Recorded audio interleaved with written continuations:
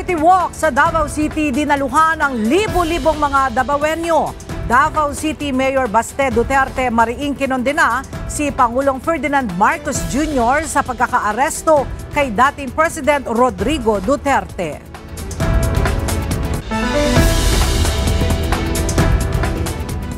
Komento ng mga respondents sa inihaing petisyon or petition for habeas corpus ng magkakapatid na Duterte inaasahang isusumite ngayong araw sa Korte Suprema. Senator Amy Marcos nais paimbestigahan ang ginawang pag-aresto kay dating Pangulong Rodrigo Duterte. Umano'y mga nagpapakalat ng fake news matapos na maaresto si dating Pangulong Duterte, tukoy na ng Philippine National Police.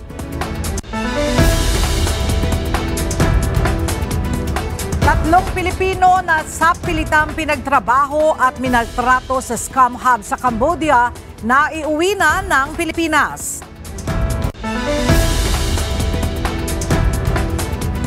At Department of Transportation Secretary Vince Dizon nag-inspeksyon sa MRT3 kaninang umaga. Ilang mga improvements sa linya ng tren iminungkahi.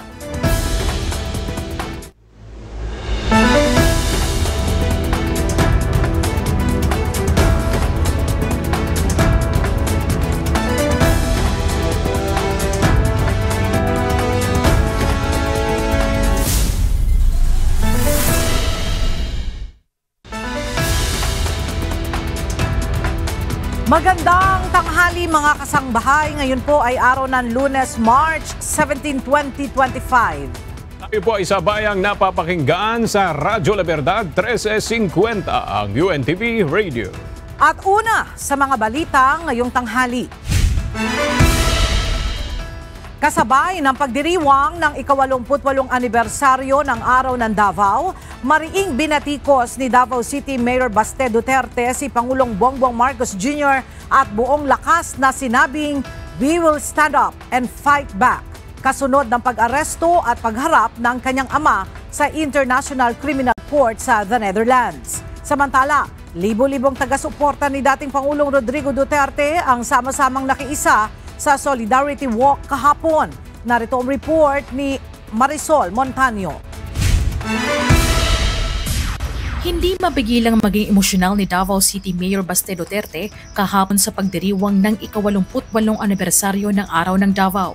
Ito ay dahil sa umano'y iligal na pag-aresto sa kanyang ama at pagharap nito sa ICC sa Netherlands. Tinuod lang, sukad nga giaresto ako amahan illegally. Wag yung ko kasabot sa kong gibati. It has been a roller coaster of emotions for me sa tinuod lang. But every time makita na ko suporta ninyo, makusgan yung ko. Salamat kayo. Sinamantala rin ni Mayor Baste ang pagkakataong maharap ang mga Davaoenyo dahil ito na aniya ang kanyang huling araw ng Davao sa kanyang termino sa pagkaalkalde. Binatikos ng alkalde ang Marcos administration at mariing sinabi na hindi aniya makakaranas ng pagmamahal si PBBM gaya ng pinakitang pagmamahal ng bayan sa kanyang ama. Mr. President Marcos, you will never be loved.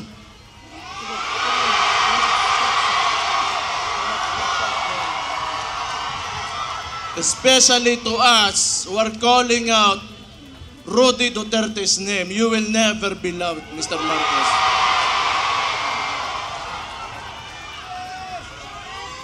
We will stand up and we will fight back.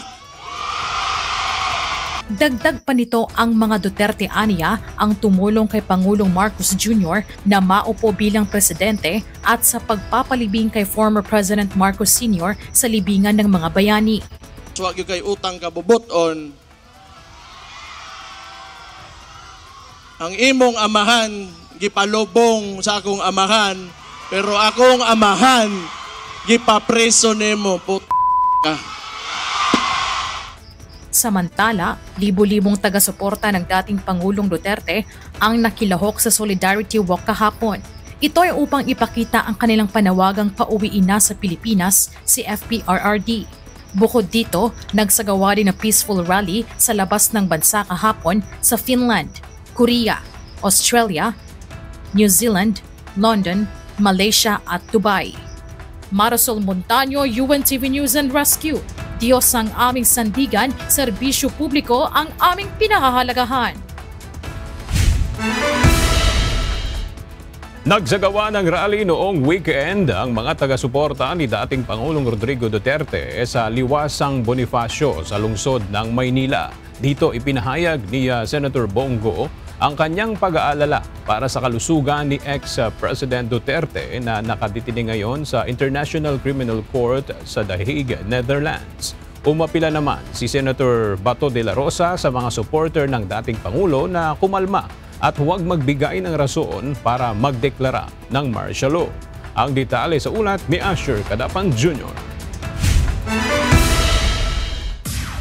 Dumagsa ang mga supporter ni former President Rodrigo Duterte sa Liwasang Bonifacio sa Maynila nitong weekend. Hinaing ng mga ito na pabalikin sa Pilipinas ang dating Pangulo na kasalukuyang nasa kustodiya ng International Criminal Court o ICC sa The Hague, Netherlands. Emosyonal na isinalaysay ni Senador Christopher Bongo ang kanyang mensahe. Hindi naman tatakas si Tatay Digong. Nung Sabado, maraming nagpapayo sa kanya. Kami, sinabihan namin, Tatay Digong, pagpaliban mo muna. Pagpaliban mo muna yung pagpapauwi mo rito. Alam ni Mama Anilet yun, alam ni Iyes yun, alam ng mga kasama niya.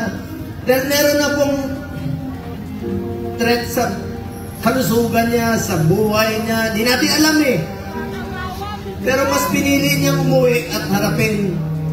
Ibig sabihin nun, hindi tatakas si Tatay Digong. Hindi tatakbo si Tatay Digong na hindi na kanya kaya tumakbo. Nakasungkot. Inihayag din ng senador ang pag-aalala nito sa kalusugan ni former President Duterte.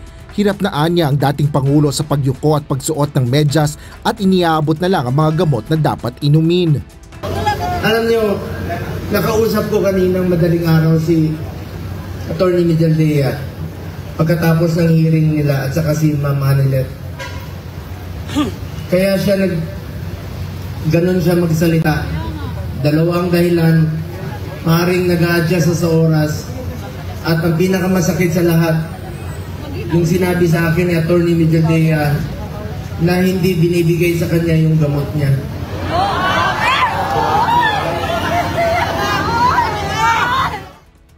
Tinuligsa naman ni Senador Ronald Bato de la Rosa ang ginamit anyang dahilan ni Pangulong Ferdinand Marcos Jr. sa pagpapaaresto kay Duterte. Partikular na ito sa commitment o pangako umano ng bansa hindi sa ICC kundi sa Interpol. Sa kabila nito, umapila ang mambabata sa mga Duterte supporter ng kahinahunan. Ako pa rin na nakikiusap sa inyo. I am appealing for your sobriety. Sana kalma lang tayo. Huwag tayo gumawa ng dahas. Dahil pagdating sa dahas, bibigyan natin sila ng rason na mag-declare ng martial law. Diba? Huwag niyong gawin yan. Huwag niyong gawin. Huwag kayong gumawa ng dahas. Huwag natin sila bigyan ng rason para magdeklara ng martial law. Kailangan tayong lahat ay kalma lamang. Pero sulit, nagkaisa at gustong-gusto na ibalik si Pangulong Duterte dito. Bring him home! Bring him home! Asher Cadapan Jr., UNTV News and Rescue. Diyos ang aming sandigan, serbisyo publiko ang aming pinahahalagahan. Nanawagan sa kampo ni dating Pangulong Rodrigo Duterte ang dalawang mambabatas na kabilang sa House leadership na huwag politikahin ang International Criminal Court o ICC. Kasunod ito ng kauna-unahang pagharap ng dating Pangulo sa pre-trial chamber ng ICC sa kasong crimes against humanity. Narito ang report ni Rosalie Cos. Extrajudicial rendition at kidnapping.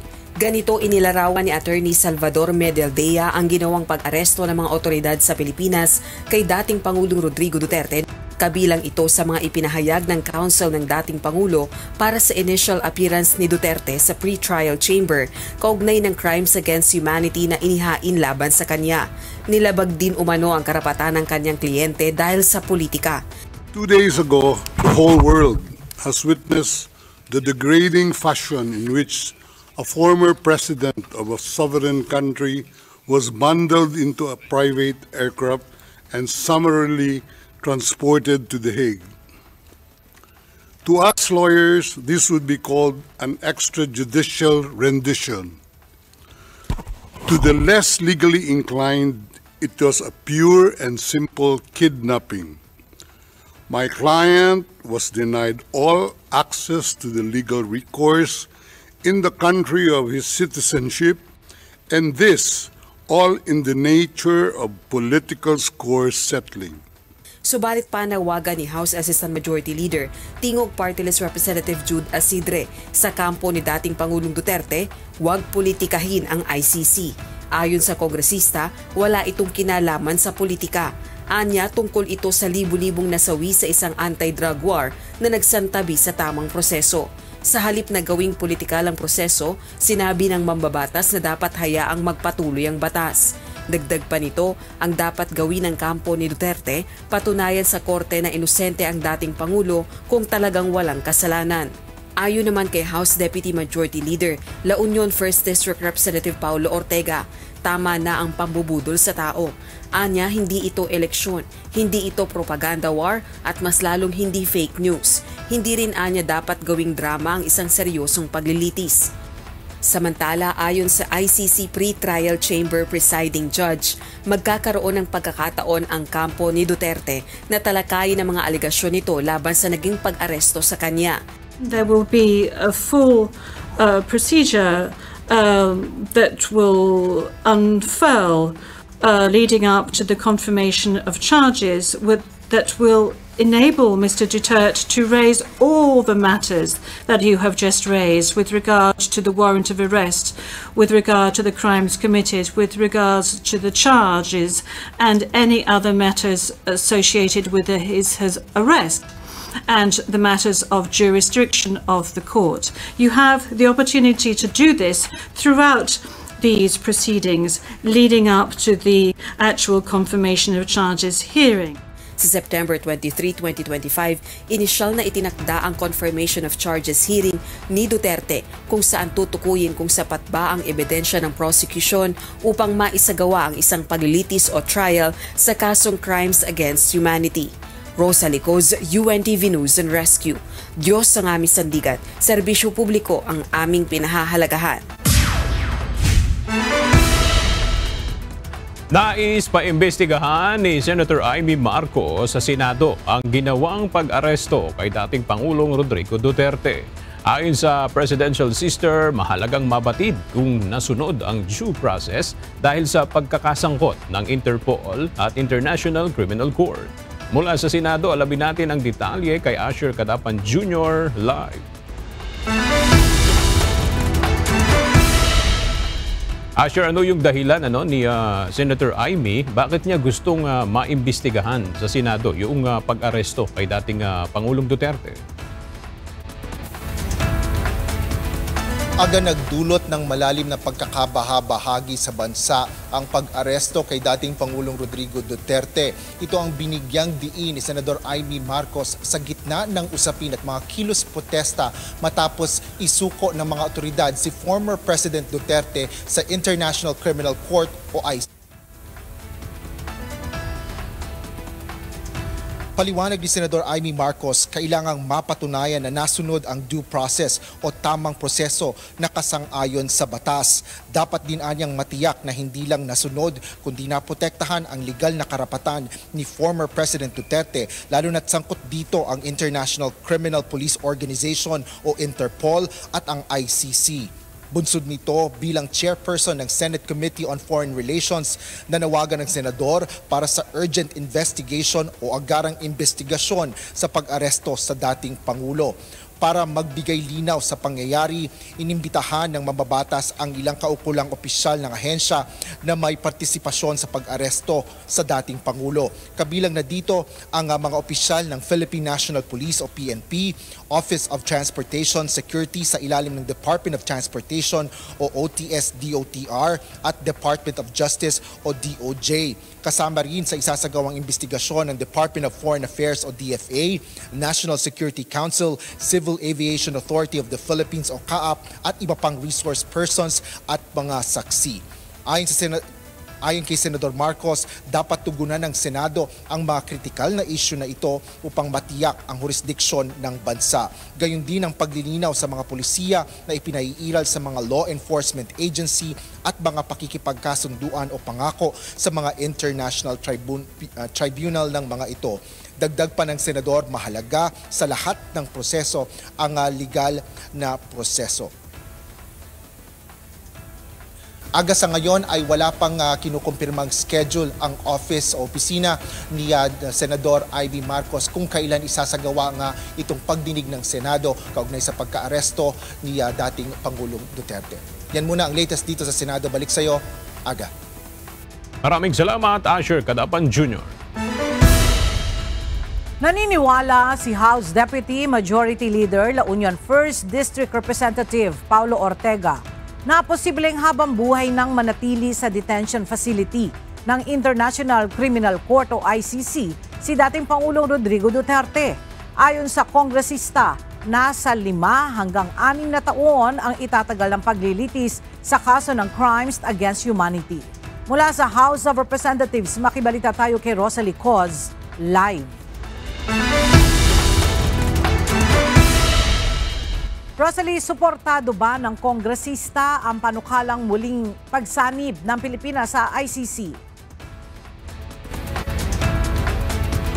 Ella, kabilang si House Deputy Majority Leader La Union 1st District Representative Paulo Ortega sa mga sumasang-ayong bumalik ang Pilipinas sa membership ng International Criminal Court o ICC.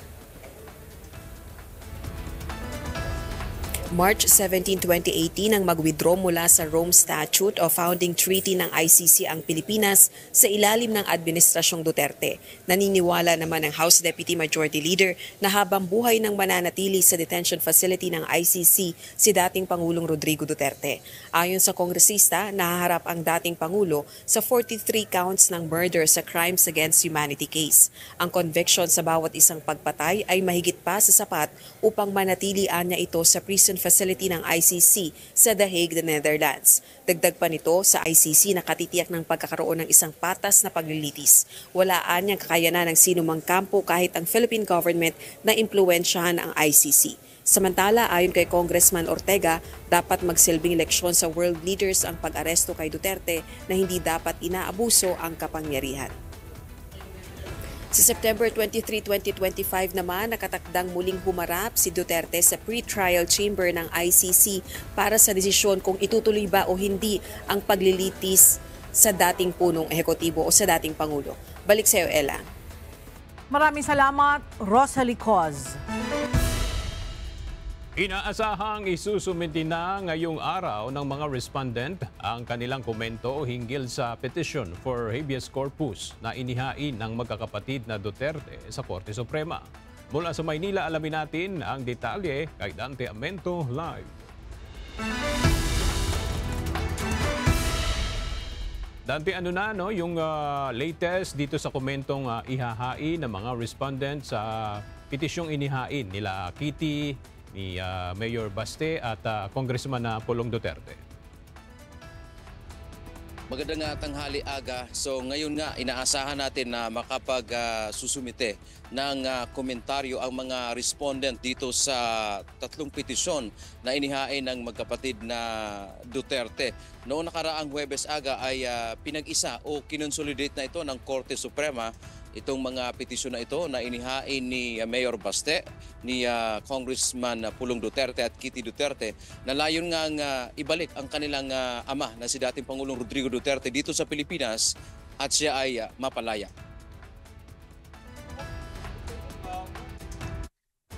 Noong nakaraang Huwebes ay ipinag-utos na rin ng Korte Suprema sa mga respondent tulad din na Executive Secretary Lucas Bersamin, magkapatid na kalihim na sina Secretary Crispin Rimulya at DILG Secretary John Vic Rimulya, PNP Chief Romel Francisco Marbil, Solicitor General Minardo Guevara at iba pa na magkomentaryo sa loob ng 24 na oras. Ayon kay Solgen Minardo Guevara, maghahain ng sagot ang mga respondent. Pero nang tanungin natin aga kung sila ba o ang Office of the Solicitor General ang kakatawan sa lahat ng respondent, ang sagot ni Solgen sa atin ay wait and see o hihintayin na lang anya.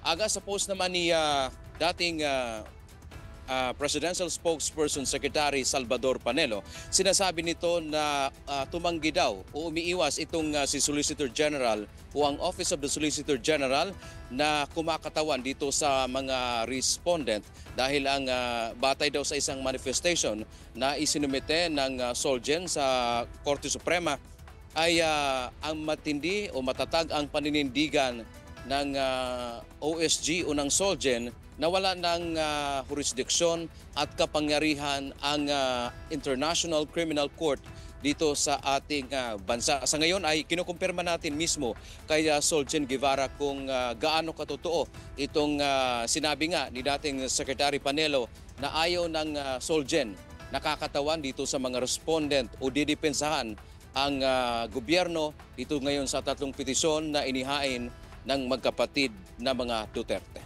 Yan ang ating update mula dito sa Maynila. Balik sa iyo, Aga. Maraming salamat, Dante Amento. Muling tutulong ang Philippine National Police sa International Criminal Police Organization sa pag-aresto sa mga co-accused ni dating Pangulong Rodrigo Duterte. Sa isang panayam, sinabi ni PNP spokesperson, Police Brigadier General Jean Fajardo, sakaling hilingin ulit ng Interpol ang kanilang tulong ay mayroon na silang template sa pag-aresto gaya ng ginawa sa dating Pangulo. Gayunman, sa ngayon ay wala pa silang impormasyon kung mayroon ng warrant ang mga ito.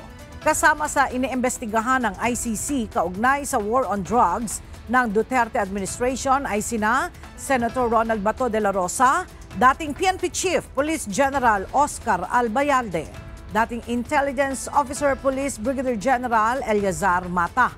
Gayon din sina dating Criminal Investigation and Detection Group Director Police Brigadier General Romeo Karamat Jr. at dating NAPOLCOM Commissioner Edilberto Leonardo. Tukoy na ng Philippine National Police kung sino ang mga nagpapakalat ng fake news matapos na maaresto si dating Pangulong Rodrigo Duterte. Ayon kay PNP spokesperson at Police Regional Office 3 Director Police Brigadier General Jean Fajardo, sa ngayon ay kumikilos na ang PNP Anti-Cybercrime Group ukol dito. Mula sa Camp Crame, makipalita tayo kay Lea Ilagan live.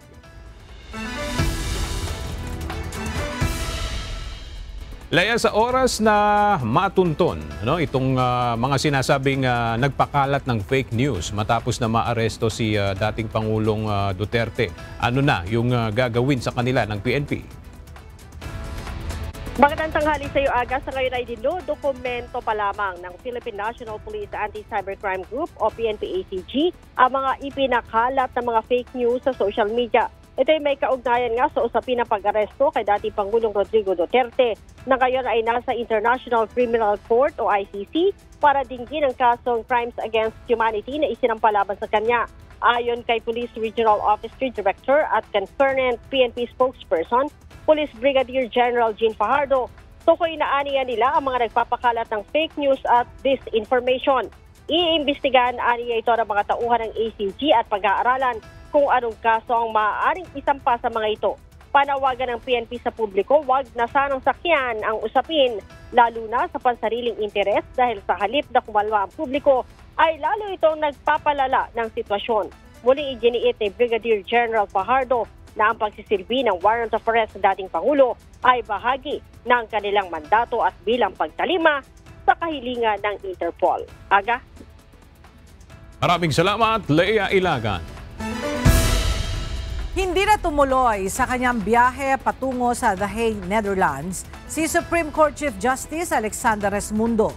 Ayon sa tagapagsalita ng Supreme Court, kinansela ni Chief Justice Asmundo ang kanyang biyahe. Si Asmundo ay nakatakda sanang bumiyahe patungo ng The Hague para sa signing ng Terms of Reference with the Hague Academy of International Law. Isang special order ang inilabas ni Asmundo noong March 10 kung saan itinalaga nito si Senior Associate Justice Marvick Leonen bilang Acting Chief Justice habang nasa The Hague sana siya. Pero sa isang statement na inilabas noong March 15, sinabi ng Supreme Court na hindi na ipinatupad ang nasabing special order dahil sa desisyon ng Chief Justice na manatili sa Pilipinas. Isiniwalat ni House Deputy Majority Leader Francisco Paulo Ortega V ang 7 pang umano'y pangalan ng mga nakatanggap ng confidential funds mula sa Office of the Vice President. Kabilang dito sina Jay Camote, Miguel Mengo, Dodong Alcala, Dodong Bina, Dodong Bunal, Dodong Darong at Dodong S. Barok. Nauna nang lumutang ang mga pangalang Xiaomi 8 at Mary Grace Piatos na walang record sa Philippine Statistics Authority. Ayon kay Congressman Ortega, bukod sa mga peking pangalan, kapansin-pansin din ang mga maling petsa, pirma na walang pangalan ng signatories at iba pang questionableng dokumento na nagpapakita ng umano'y kapabayaan sa paggamit ng pondo. Magagamit niya ang impormasyong ito upang patibayin ang impeachment case laban kay Vice President Sara Duterte na kasalukuyang nakabinbin sa Senado. Siniguro ng Commission on Elections na hindi magagamit sa politika ang pamamahagi ng Voters Information Sheet. Kaugnay nito ay bumuo na rin sila ng task force na tututok sa pamamahagi nito sa bansa na sisimulan sa darating na April 1. Ang detalye sa report ni Benedict Samson. Ininspeksyon ng Commission on Elections noong Biyernes ang satellite office ng National Printing Office sa Bulacan upang alamin ang status ng ginagawang printing ng Voters Information Sheet o VIS. Dito nakasulat ang mga pangalan ng lahat ng national at local candidates, gayon din ang panuntunan na gagawin at paalala sa pagboto. Yung mga kababayan natin na makakatanggap ng ganito, sana ito na lang ang dalahin nyo sa araw ng eleksyon. Dito nyo na lang ilagay yung mga gusto nyong iboto. Ito na lang ang gagawin nating kodigo upang kahit paano maging mabilis ang pagboto natin sa mismong presinto sa araw ng eleksyon. At upang matiyak na hindi ito magagamit sa politika, bumuo ng isang task force ang COMELEC upang masiguro na makararating ito sa mga botante. Meron po tayong kinreate na isang special task force na magsisigurado na ang mga bawat voters information sheet ay sadyang matatanggap ng mga kababayan natin, ng mga botante natin at hindi ito mapopolitika na maaaring hindi i-distribute o maaaring i-distribute lamang sa mga kapanalig ng ilang politiko. Base sa datos ng COMELEC at NPO, sa ngayon ay nasa 55% na ng mahigit 68 million na kopya ng BIS ang tapos ng maimprenta. Mabilis naman ang pag-imprenta at ang isang challenge dito, yung pag-segregate ng mga print out na VIS. So far, yun ang mga challenges. Samantala, nakatakda naman sa April 1 hanggang April 30 ang pamamahagi nito sa buong bansa. Benedict Samson, UNTV News and Rescue. Diyos ang aming sandigan, serbisyo publiko ang aming pinahahalagahan. Natapos na ng Commission on Elections o COMELEC ang pag-iimprenta ng mga balotang gagamitin sa 2025 elections nitong nakaraang weekend. Sunod na pinagtutuunan ng komisyon ay ang pag-verify sa bawat balota para matiyak na maayos ang mga ito. Narito ang report ni Dante Amento. Kumpleto na ang nasa mahigit 68 milyong balota na gagamitin sa May 12, 2025 midterm elections. Ayon kay Commission on Elections Chairperson George Erwin Garcia, natapos na noong Sabado, March 15 ng National Printing Office o NPO ang 68,542,564 ballots. Kung bakit ito ay 68,542,000 ay sapagkat hindi tayo nag-imprenta ng mga balota para sa Bangsamoro Parliamentary Elections. Minarapat natin at katulad ng tamang prediksyon ng COMELEC, hindi muna kami nagpa-imprenta sapagkat at that time may posibilidad na ang eleksyon sa Bangsamoro ay maaaring hindi matuloy. Ayon kay Chairman Garcia, dadaan lahat ng balota sa verification. Dito susuriin ang mga balota at idadaan sa makina bawat isa para matiyak na maayos ito. Tatagal hanggang sa 3 linggo ng Abril ang verification. Ito ang pinakamahirap na proseso sa ballot printing. Sa kasalukuyan, may almost 50% na po tayo na nabe-verify ng mga balota. Hindi ganun kadali ang verification ng mga balota. Nakatakda namang simulan ang pamamahagi nito sa iba't ibang lugar sa bansa sa 2 linggo ng Abril. Dan Tiamento, UNTV, News and Rescue. Diyos ang aming sandigan, serbisyo publiko ang aming pinahahalagahan. Bistado ng pinagsanib na puwersa ng Bureau of Immigration at National Bureau of Investigation ang isa na namang Pogo Hub na nag-ooperate sa Pasay City. Ayon sa mga otoridad, nagpapanggap na kumpanya ng isang lehitimong online digital service at online marketing ang nasabing Pogo Hub. Narito ang report ni Ryan Lacanlate.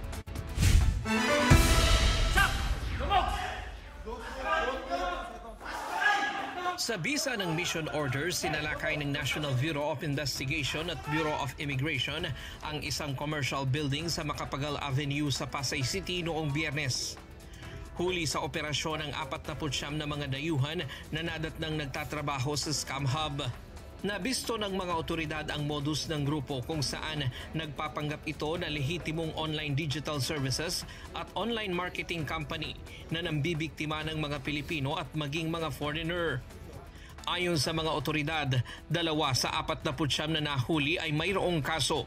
Kabilang narito ang isang 29 anyos na Bangladeshi na nasa watchlist order dahil sa illegal recruitment.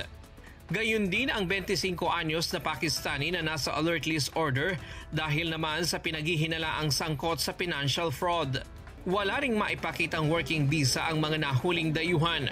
Matapos ang booking process, haharap ang mga inaresto sa deportation at posibleng ma-blacklist sa Pilipinas.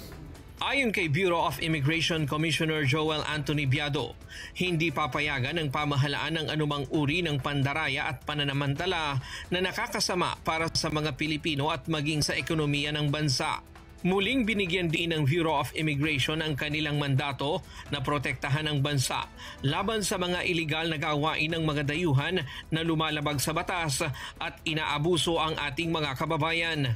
Nangako rin ang kawanihan na patuloy nilang paiigtingin ang kanilang operasyon upang mapanatili ang seguridad ng bansa at matiyak na maayos na maipatupad ang mga patakaran ng Bureau of Immigration. Ryan Lacanlale, UNTV News and Rescue. Diyos ang aming sandigan, serbisyo publiko ang aming pinahahalagahan. Mas marami pang tauhan ng Bureau of Immigration ang masususpinde habang lumalawak ang investigasyon sa pagtakas ng South Korean fugitive na si Na Ik-yeon. Ayon kay Immigration Commissioner Joel Viado, inimbestigahan na ang ilang tauhan dahil sa posibleng pagkakasangkot, kapabayaan o pagkabigong pigilan ang pagtakas ng Koreanong pugante. Nagpatupad na rin ang preventive suspension laban sa ilang empleyado kasunod ng pagsibak sa 3 immigration personnel na kinasuhan na sa Department of Justice. Nagkakasakit na ang ilan sa mga dayuhang Pogo worker na nasa custodial facility ng Presidential Anti-Organized Crime Commission sa Pasay City. Ayon sa PAOK, mayroon ng 6 na naitalang dinapuan ng influenza and respiratory infections. Bunsod nito, agad nagsagawa ng disinfection ang PAOK sa buong custodial facility upang maiwasan ang hawaan. In-isolate na rin ang mga nagkasakit at binigyan ng kaukulang atensyong medikal. Ayon sa PAOK, nagpapakita ito ng pangangailangang ang mapabilis pa ang proseso ng deportation para mapauwi na sa kani-kanyang mga bansa ang mga dayuhan. Mayroon lamang 500 ang kapasidad ng pasilidad ng naturang detention facility. Subalit sa ngayon ay nasa halos 1,000 na ang nasa kanilang custody. Nasagip ng National Bureau of Investigation sa tulong ng Interpol ang 3 Pilipino na humihingi ng saklolo sa Cambodia matapos silang makaranas ng pananakit at sa pilitang pinagtatrabaho bilang scammer. At para sa ibang detalye, makibalita tayo kay Benedict Samson live.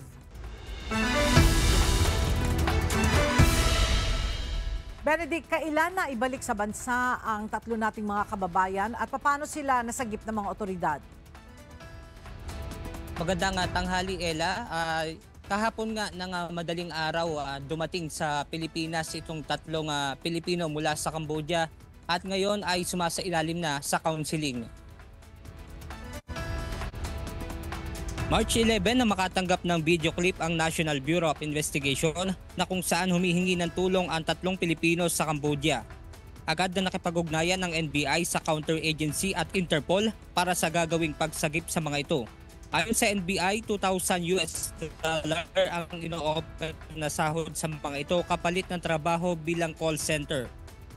January 7, 2025 nang umalis sa mga ito sa pamamagitan ng backdoor. Mula Tawi-Tawi ay sumakay ang mga ito sa maliit na bangka at inilipat sa mas malaki pang bangka hanggang sa makarating sa Sabah, Malaysia.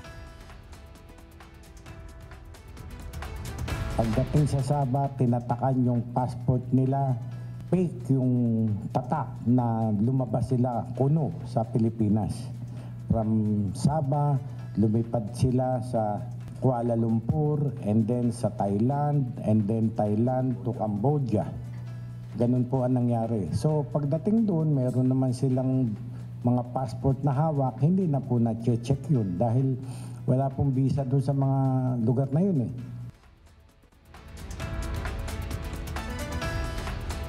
Wala naman naging problema ang NBI sa pagpapauwi sa tatlong Pilipino dahil wala naman silang nilabag sa Cambodia. Ella, sa ngayon ay patuloy yung pakikipag-ugnayan ng NBI sa kanilang partner doon sa Cambodia dahil nga sa report na mayroon pang 4 na pong mga Pilipino yun nga sa pilitan pa rin pinagtatrabaho doon nga bilang scammer. At yan muna ang ating update mula rito sa Pasay City. Balik sa inyo dyan, Ella. Maraming salamat, Benedict Samson. Abiso sa mga motorista, magpapatupad ng rollback sa presyo ang mga kumpanya ng langis bukas araw ng Martes, March 18.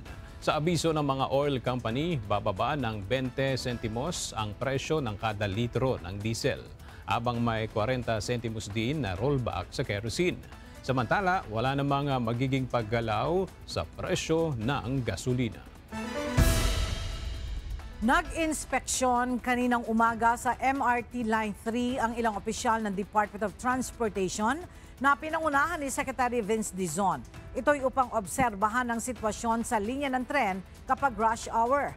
At sa kanilang obserbasyon, ilang mga improvement ang nais na magawa sa serbisyo ng MRT 3. At para sa detalye, makibalita tayo kay JP Nunez live.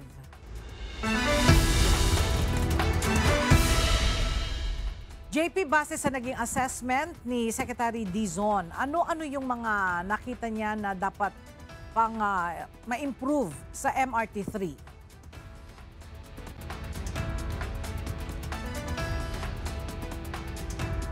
Transportation Secretary Vince Dizon na ilan dun sa mga kailangang ma-improve sa MRT3 ay yung mapabilis yung pila ng mga pasahero kapag sasakay sila. Gayon din yung paglabas at pagpasok nila sa mga istasyon ng MRT3. Nagsagawa nga ng inspeksyon si DOTR Secretary Vince Dizon sa MRT3 bandang alas 6 kaninang umaga. Layo ng kanyang ginawang inspeksyon na makita ang sitwasyon sa MRT3 kapag rush hour.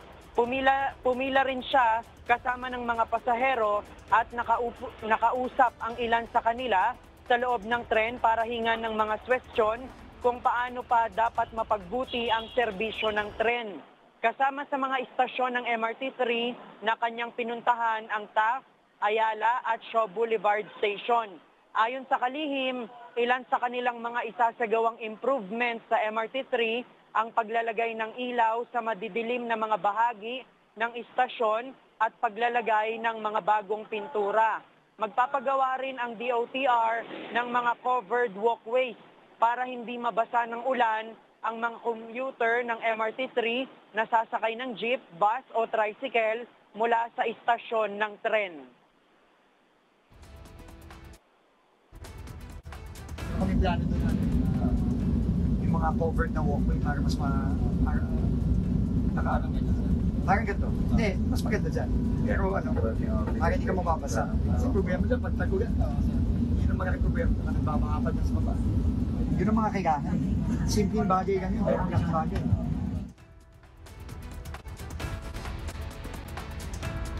Bukod dito, aayusin din anya ang mga hindi gumaganang card carousel.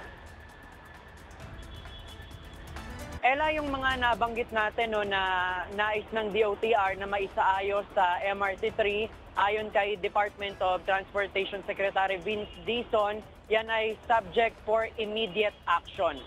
Sa ngayon, yan muna ang ating latest live. Balik sa'yo, Ella. Maraming salamat, JP Nunez. Na-turn over na ngayong araw ng Department of Health Center for Health Development o DOH-CHD ang mga portable hand washing station sa 145 sa Last Mile Elementary Schools sa Calabarzon. Ito ang mga eskwelahan sa rehiyon na nasa malalayong lugar at may mga limitadong pasilidad. Ang detalye sa report ni Ivan Alvarez live. Ivan, ano yung layunin ng paglalagay ng mga hand washing stations sa mga malalayong paaralan sa Calabarzon?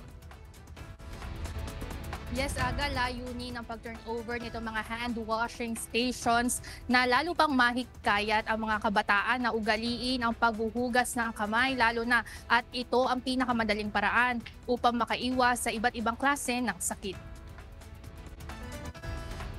Kabilang sa tumanggap ng mga hand washing station ng ilan sa mga Last Mile Elementary School o LMES sa iba't ibang probinsya ng Calabarzon. 74 ang mula Quezon Province, 60 sa Batangas, 5 mula sa Laguna at tig-3 naman ang binigyan mula sa probinsya ng Rizal at Cavite. Ayon kay Dr. Voltaire Guadalupe, Assistant Regional Director ng DOH-CHD, matagal ng advokasya ng Department of Health na habang mga bata pa ay maturuan na ang mga Pilipino ng tamang hand washing method. Bukod sa pagpopromote ng proper hygiene, nais din ang programa na mas maiwasan ang hawaan ng pangkaraniwang sakit gaya ng respiratory tract infections, diarrhea at COVID-19. Dagdag naman ni Rachel Carion, Chief Administrative Officer ng CHD4A, napili ang mga Last Mile Elementary Schools dahil dito nakakita ng matataas na kaso ng communicable diseases. Ito rin ang mga paaralan na hindi agad-agad napapaabutan ng tulong dahil nga sa malalayo nitong lokasyon. Bukod sa mga last mile schools, hangarin din ng ahensya na mas mapalawak pa ang inisyatibo na ito sa bawat paaralan sa bansa. Aga, layon din ang programa na ito na mapalalim pa sa pagitan ng Department of Health at Department of Education pagdating sa pagsisiguro ng kaligtasan at kalusugan ng mga kabataan. Yan muna ang update mula dito sa Quezon City. Balik sa inyo dyan, Aga. Maraming salamat, Ivan Alvarez.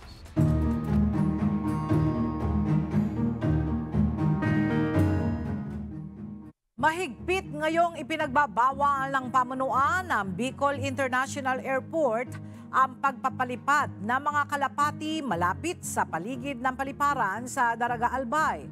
Ayon sa Bicol International Airport, ito ay bilang bahagi ng aircraft safety para sa mga eroplanong bumibiyahe sa Bicol.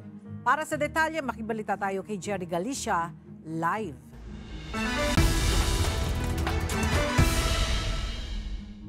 Jerry, anong parusa kung sakaling mayroong mga lalabag sa kautusan na yan? Yes, Ella, pagmumultahin ng 1,500 hanggang 2,500 ang sino mang lalabag. Dito nga sa alisod nga to sa regulasyon ng Aircraft Safety ng Civil Aviation Authority of the Philippines o CAAP na matiyak ang kaligtasan ng publiko at maging mga pasilidad sa posibleng banta ng bird strike doon sa Bicol International Airport sa Daraga, Albay. Ipinagbabawal na ng lokal na pamahalaan ng Daraga, Albay ang anumang region-related activities sa 3 kilometers radius ng Bicol International Airport. Alinsunod to sa bisa na nilabas ng Municipal Ordinance Number 007-2025 o ang Region-Related Activities Regulation na inaprubahan ng Sangguniang Panlalawigan ng Albay. Nakapaloob sa naturang ordinansa ang hindi pagpapahintulot sa pag-aalaga ng kalapati, personal o commercial use mana. Gayun din ang breeding at pagpapakawala sa itinakdang prohibited area. Mahigpit din pinagbabawal ang pag-ooperate ng commercial breeding farms at ang pagpapakain ng mga stray pigeons na maaaring makahikayat na manatili ang mga ito malapit sa paliparan. Pagmumultahin ang sino mang lalabag sa ordinansa ng 1,500 hanggang 2,500 pesos at immediate confiscation ng mga alagang kalapati o di kaya ay permanent ban. Yan ang balita. Balik sa iyo, Ella. Maraming salamat, Jerry Galicia. May sapat ng supply ngayon ng palay ang National Food Authority o NFA Bulacan para ibenta sa local government unit sa probinsya. Ito ay matapos na makapamili ng maraming palay mula sa mga umaning magsasaka ngayong harvest season. Mula sa Malolos, Bulacan, humingi tayo ng update kay Nestor Torres live. Nestor, kumusta naman yung mga warehouse ng palay ng NFA dyan sa Bulacan? Puno na ba? At gaano na ito karami sa ngayon? Magandang tanghali, Aga. Sa ngayon, ang laman nga ng bodega ay nasa 340,000 na palay dito sa Bulacan. Pero may enough space pa ito para i-accommodate ang marami pang mga palay na manggagaling sa mga magsasaka dito sa probinsya ng Bulacan. Patuloy pa rin ang pamimili ng palay ng National Food Authority o NFA sa mga magsasaka sa Bulacan. Nabibili ng NFA ang palay sa magsasaka ng 18 pesos per kilo sa sariwa at 24 pesos per kilo rin sa tuyong palay. Ayon kay Rona Talents, Acting Branch Manager ng NFA Bulacan, under Food Security Emergency Program ng Department of Agriculture o DA, para nakabili ng murang bigas ang lahat ng LGUs sa NFA, kailangan muna nilang makipag-coordinate sa Food Terminal Incorporated o FTI para mag-monitor sa LGUs. Ngayon sir, ang kausap po namin is si FTI. Ang may kakaroon po ng MOA, si LGU and FTI, and then pa-furnishan lang kami po ni FTI, yung central office namin, NFA Central Office, bibigyan po ng copy ng MOA ni FTI. Yung coordination po sa pagbili, sa pagbabayad, direkta po sa FTI po ang coordination. Ibababa po ni FTI yung bayad po ng LGU sa NFA Central Office. Samantala, ayon pa kay Rona Talents, under Food Security Emergency, maaaring ibenta ng pamahalaan sa 33 pesos ang per kilo sa LGUs, habang ibebenta naman ito sa mga piling palengke sa mga mamamayan hanggang 35 pesos per kilo sa bigas. Samantala ngayon, ang bayan pa lang ng San Rafael at Malolos City sa Bulacan ang nakipag-coordinate para sa MOA agreement sa FTI na accredited na makabili ng palay.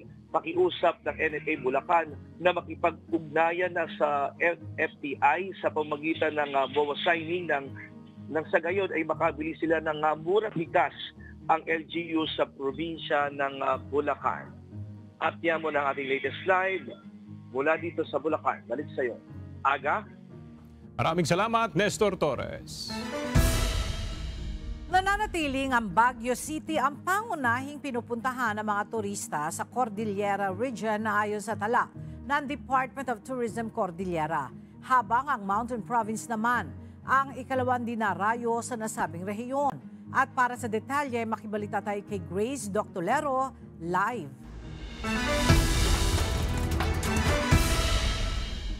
Yes, Grace, magandang tanghali sa iyo. Yes, Ella, pinapalakas ng tanggapan sa bawat lugar ang connectivity, convenience at quality para sa mga turista. Dumarami ang naitala ng Department of Tourism ng arrival sa Cordillera noong nakaraang taon kumpara noong 2023. Halos 2 milyon na turista ang namasyal sa Cordillera. Nananatiling ang Baguio City ang may pinakamaraming tourist arrivals, sumunod ang Mountain Province at Kalinga na pinakaunti naman ang lalawigan ng Abra. domestic visitors ang pinakamaraming dumating na halos 2 milyon, sumunod ang mga dayuhan na umabot sa 45,000 at 482 naman ang mga balikbayan. Ayon sa pamunuan ng Department of Tourism Cordillera, ang susi sa masiglang turismo ay ang pagtutulungan ng kada sektor ng mga residente.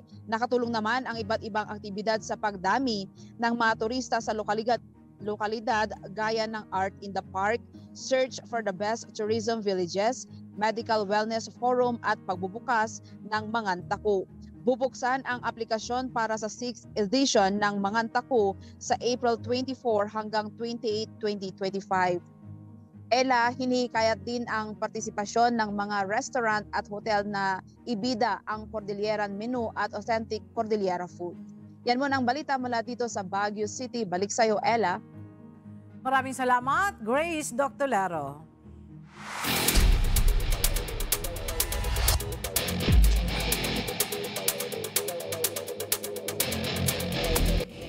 Matinding aksyon sa volleyball ang nasaksihan kahapon sa Paco Arena matapos ang 3 laro. Mula sa matinding reverse sweep ng AFP Lady Gunnar hanggang sa dominating win ng PNP Lady Patrollers at service access na nagpanalo sa BFP Lady Firefighters. Ang detalye sa report ni Jed Neresina.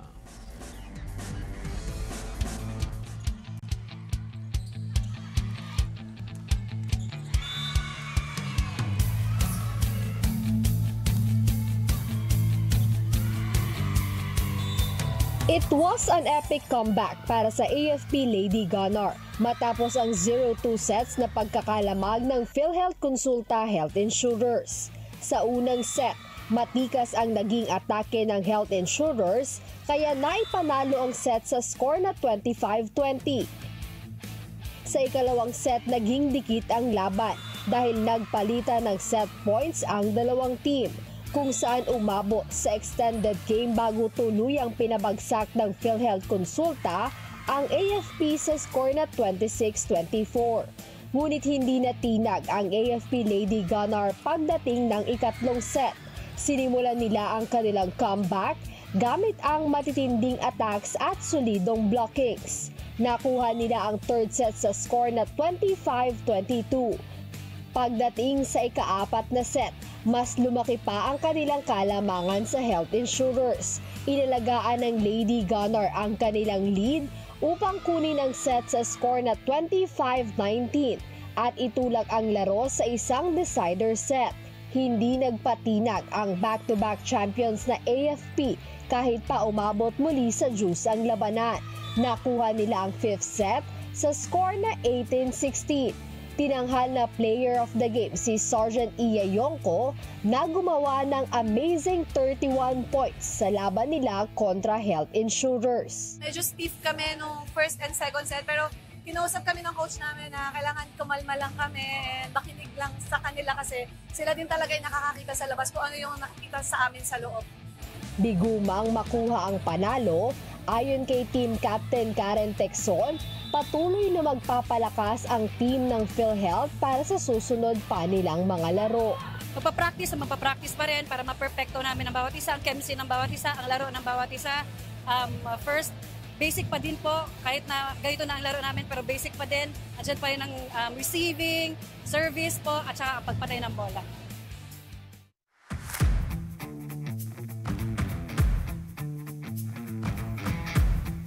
Samantala, hindi na pinaporma pa ng PNP Lady Patrollers ang NCMH Wellness Warriors. Ito ay matapos nilang dominahin ang laban sa 3 magkakasunod na set. Sa unang set, umarangkada agad ang Lady Patrollers gamit ang matitinding attack points kaya hindi na nakasabay ang NCMH. Nakuha ng PNP ang set 1 sa score na 25-14. Tuluyan ng pinadapa ng Lady Patrollers ang kanilang kalaban at tinapos na ang 2 pang set sa score na 25-16 at 25-14.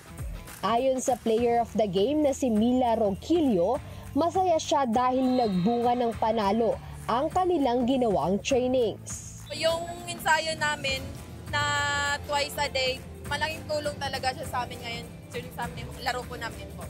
Para naman kay Christine Miralles ng Wellness Warriors, mas puspusang training pa ang kanilang gagawin para sa kanilang mga susunod pang laban. Preparation pa rin po.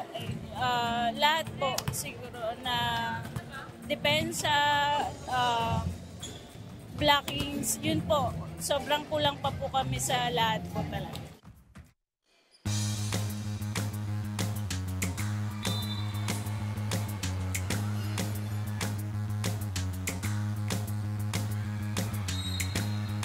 Sa huling laban kahapon, muling nagpakitang gilas ang BFP Lady Firefighters nang pataubin ang NHA Home Masters.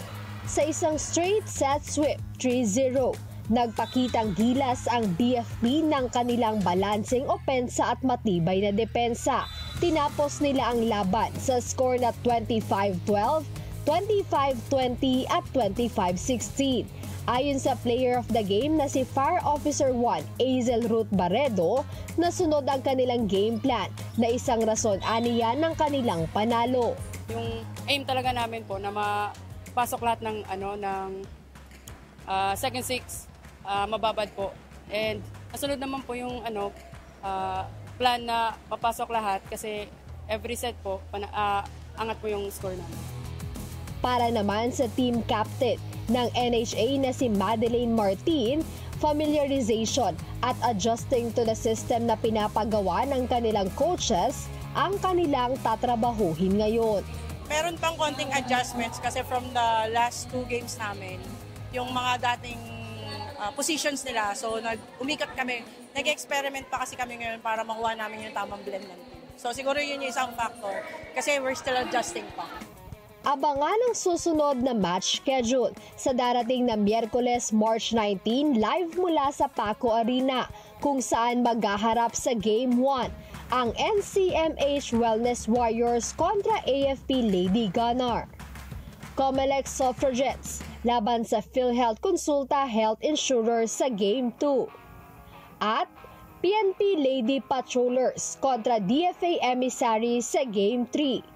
Mapapanood din ito via live streaming sa UNTV Sports Facebook page at YouTube channel. Jed Neresina, UNTV News and Rescue. Diyos ang aming sandigan, serbisyo publiko ang aming pinahahalagahan.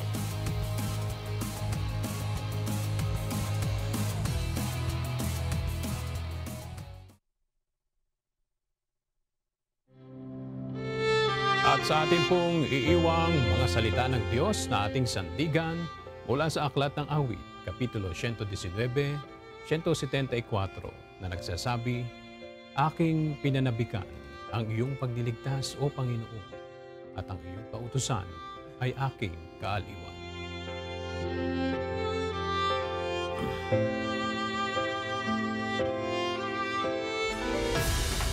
At yan ang mga balita ng aming tinutukan at inaksyonan dahil sa aming pagbabalita, una ang pagkalinga sa kapwa. UNTV C News, may balita saan mang panig ng daigdig.